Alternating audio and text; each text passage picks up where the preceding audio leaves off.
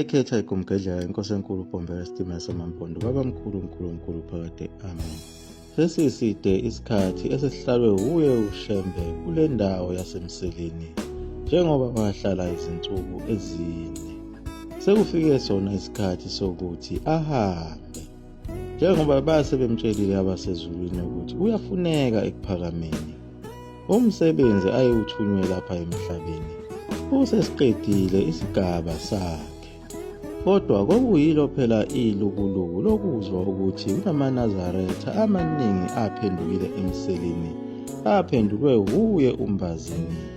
Njengoba yena uShembe wayesemncomile kakhulu uMbazini ngokusebenza kwakhe eshumayeza abantu kulelizwe lasemseleni. Abantu ababhabhadiswa uye uShembe ngaleli langa baze bahlanganisa u-80 elokhu emile njalo phakathi emanzini ayeshunqa sona esithwathwa ngenxa yawo amakhaza ayeshubisa umnkantsho. Njengoba wayesevalelisile naye kuye uMbazini, waphinde wamnika nayo imiyalo yokuthi abaphathe kahle labantwana bakhe abangamaNazaretha, angakhohlwa ukubenzisa imihlangano engcwele u-14, u-23 kanye nawo u-25. Bephinde befunde nako ukugida bengavilaphi, njengoba phela nawo ukugida nemihlangano kwakuyingxenye enkulu ebalulekile yabo ubuNazaretha lapho kusuke usinela khona uSimakade.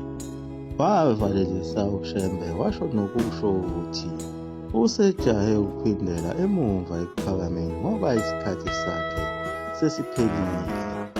uShembe nawo amaNazaretha balala benzela khona ukusheshe bevuke ekuseni bethathe indlela.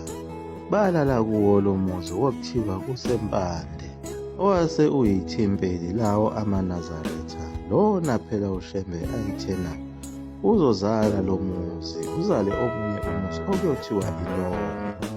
Ukusa wabona uye uShembe nawo amaNazaretha sebeqala lona lolu khalo olude ababelihambile olwalukalela kuwo u-90 kilometers.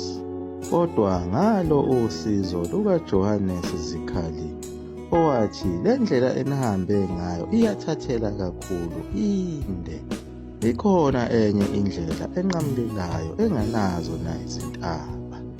uJohannes Zikhali wakhetha ukuthi abaphelezele, nangempela le ndlela ayibayalela yona uZikhali yayimfishane kunalena ababehambe ngayo besaya, njengoba ngesikhathi besaya khona emseleni bahamba izinsuku ezine nobusuku obune. Kodwa kule ndlela kaJohannes Zikhali bathatha izinsuku ezimbili nobusuku obubili. Besahamba lapha endleleni uShembe wayekhathazwe yiko ukuthi ngakhona emzini kaThabethe kwakusale abantu ababengabhabhadiswanga. Kodwa uShembe wathi angithandi ukudlula ngasemzini wakho ngoba kunezintaba eziningi, sizothatha yona le ndlela enqamlelayo eya eMkhozi. Banqamla njalo baze bafika kuwo umuzi kaThabethe. Sebefikile emzini kaThabethe wabiza amakhosikazi akhe uThabethe, wawabikela ukuthi uzohamba naye uThabethe kanye nentombi yakhona kwaMsibi. Nabazali bayo le nkosazana yakwaMsibi wayesebatshelile ngokuthi uzohamba nayo le nkosazana.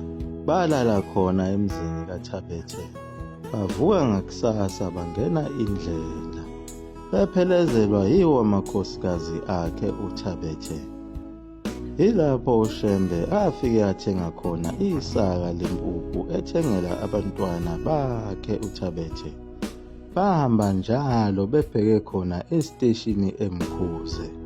Ngalesi sikhathi bebheke khona esiteshini sesitimela akawayekile lamazwi akhe alokhu ewakhuluma kusukela khona emseleni ayethi uJehova uthi umphefumulo wami uzophuma lapha kwaZulu.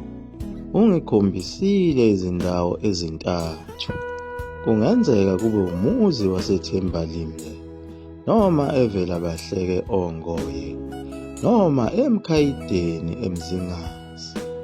angazi-ke ukuthi umphefumulo wami uzophuma kuyiphi indawo phakathi kwale mizi, kanye nawo umthandazo wakhe awuthandaza khona endaweni yasobunjini, owawuthi, Thixo wezulu nomhlaba nemimoya yezizukulwane zonke eziphansi kwezulu, ngiyazi ukuthi uzongibiza emhlabeni ngize kuwe. Emva kwami sengihambile, ngiyazi ukuthi abantu bazosala bekuhlupha. Nkosi yezulu nomhlaba, Nkosi Jehova, ngiyakunxusa ukwamukele ukunxusa kwami. Noma bekuhlupha abantu behlubuka, Nkosi Jehova, ungabashiyi, ukhumbule umuzi wakho wasekuphakameni, ungabi yihlane. Vusa omunye kwabendlu yami abe ngumsekeli wezwi lakho.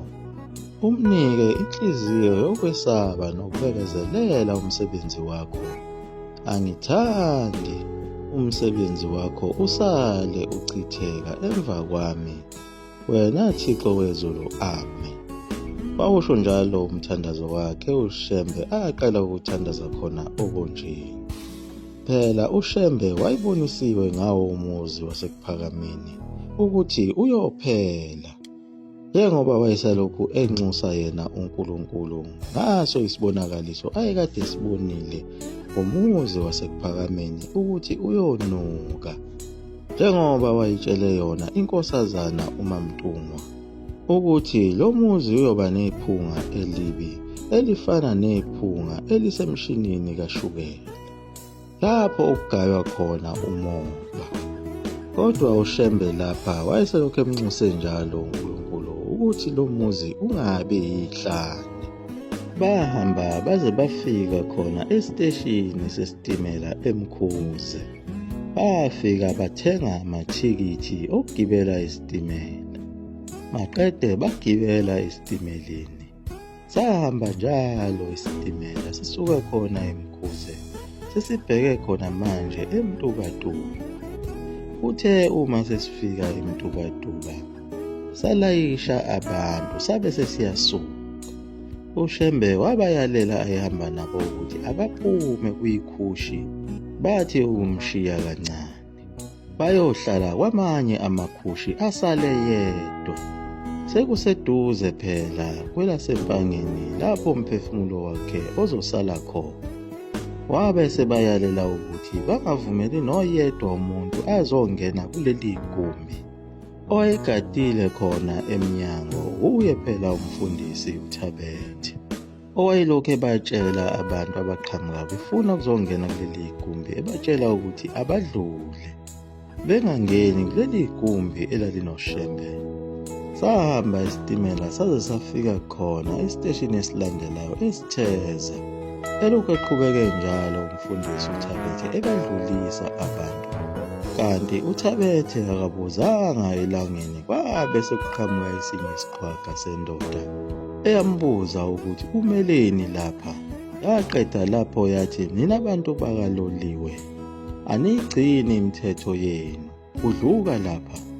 Le ndoda yayitshela ukuthi umfundisi uThabethe usebenza kwaloliwe. Le ndoda yamgudlula kabuhlungu umfundisi uThabethe. Naye uThabethe wabona ukuthi uhlangane nembila yithutha namhlanje. Yaye yangena ngayo indlovu iyangena kuleli gumbi okunoShembe. Yathi mayithi inhla yambona uShembe wahlangana amehlo, yashayeka phansi le ndoda yaquleka. Isikhashana le ndoda iqhubekile yavuka kupupu. Yabe isihlaba ngejubane iphuma kulo leli gumbi elalinoShembe. Yafike yathi kuThabethe, kanti le ndoda injani? Wabe sethi uThabethe, ngikutshelile ndoda ukuthi ungangeni lapha, kodwa waba nenkani. Sahamba isitimela sathi mase sofika esiteshini saseMposa ngasenseleni, uShembe wathi abalungise imithwalo ngoba sebezokwehla. Nangempela bafika kuso isiteshi saseMposa behla khona. Ilapha babelindwe khona izinkumbi zabantu ababesuka khona eMkhayideni behlangabeze inkosi. liyaguqa igumgedlela mzula amafutha omkhovu 20 nesoka phakade. Amen.